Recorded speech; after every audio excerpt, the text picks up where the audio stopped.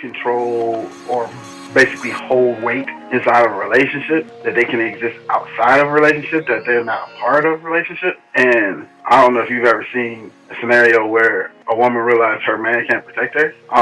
Kind of changes the dynamic of things. And it may be of no true fault of her man's, but, he may be even just outmatched. He might not even be a weak man. He just be outmatched. And it will absolutely change the entire dynamic of their relationship after the fact, no matter how the scenario turns out.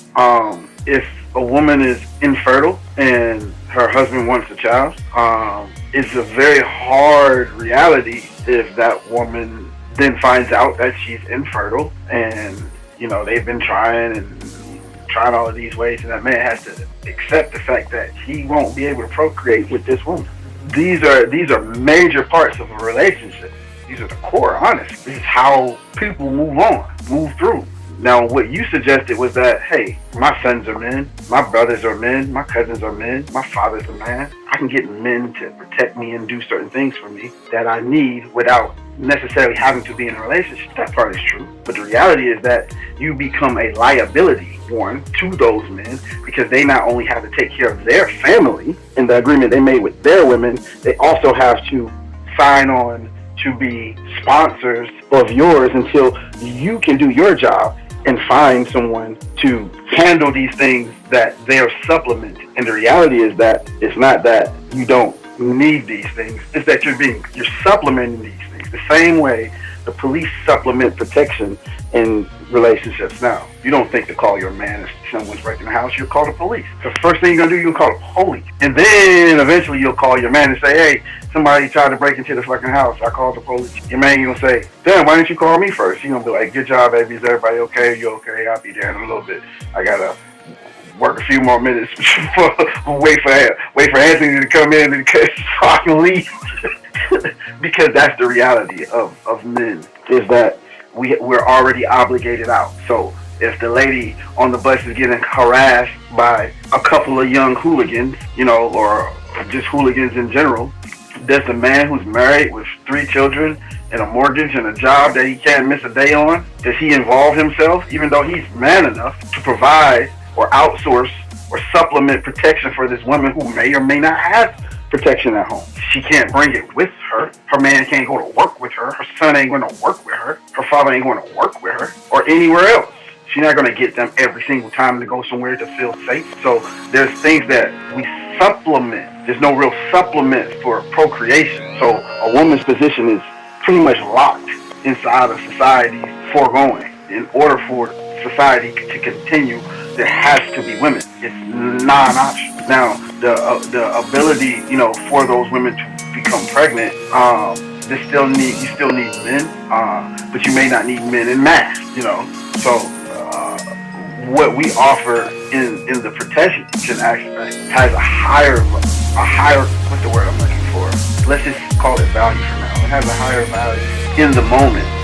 But the reality is that a woman can get a dog, a woman can get a gun, a woman can get a security guard to stand at the door of her, apartment. And you can do things to supplement said protection. You can get an alarm system, you can get some cameras, some CCTV, some training, take some self-defense classes, you can get, I don't know, some things to put in and on your car.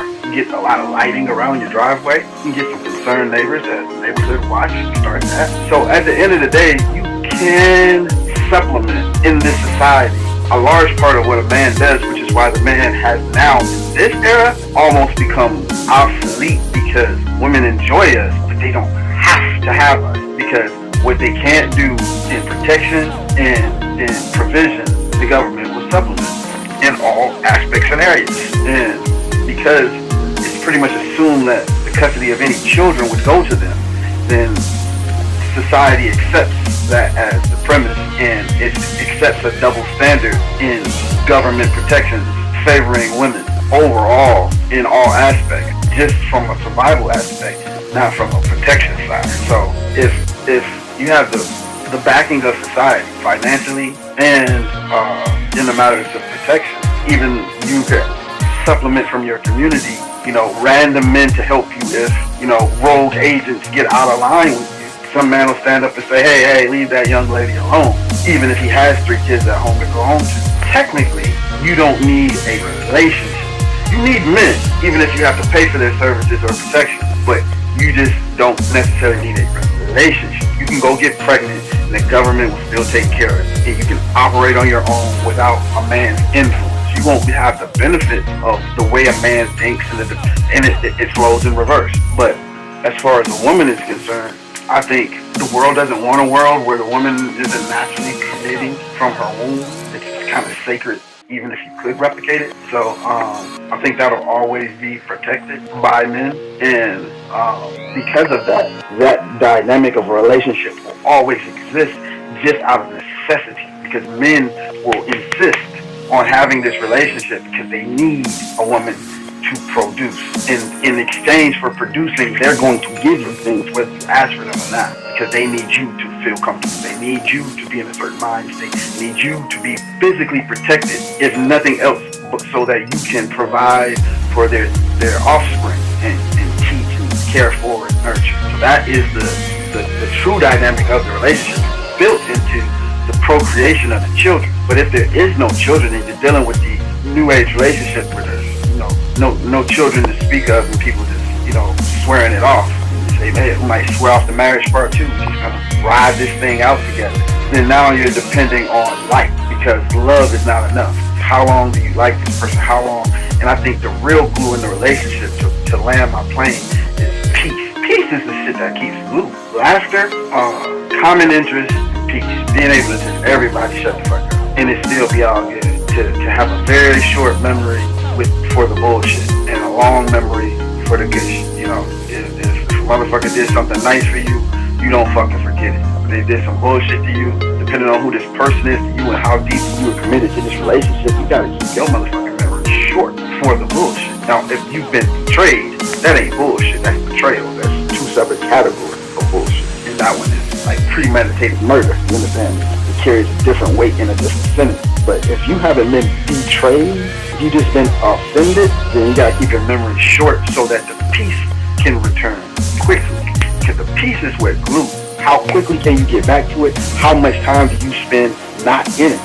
All of the other happy emotions operate with the background of peace. Love can accentuate peace, and love can provide a place that peace can grow.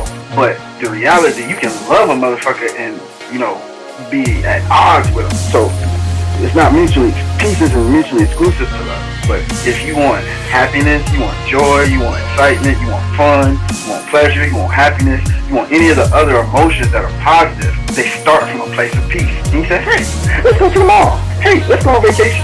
Hey, let's have a baby. Hey, let's have sex right now in the middle of the afternoon while the kid's home. Like, all of these things can only happen from a peaceful state. I think that's the glue.